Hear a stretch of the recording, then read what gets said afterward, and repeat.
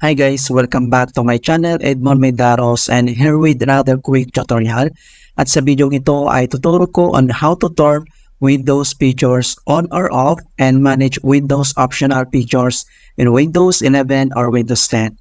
So basically, Windows features provide a graphical user interface, multitasking, support for many peripheral devices, File Explorer, Command Prompt, Task Manager, and AI powered both called Cortana. Alright, so ang next step ay dito lang sa start menu, so click mo lang yan.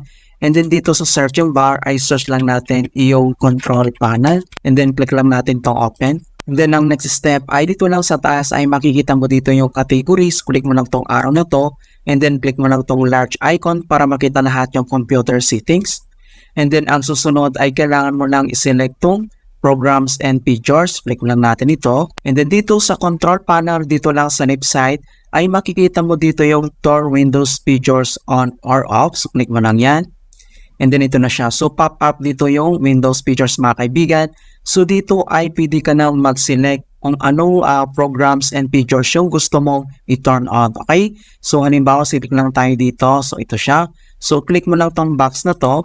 And then next ay kailangan mo na i-click tong OK. And then wait natin mga kaibigan. Apply change, Windows completed the requested change. Alright, so ganoon lang po kasimple. Kung gusto mo namang itong i-turn off, so click mo lang itong Windows Features on or off. Click mo lang yan.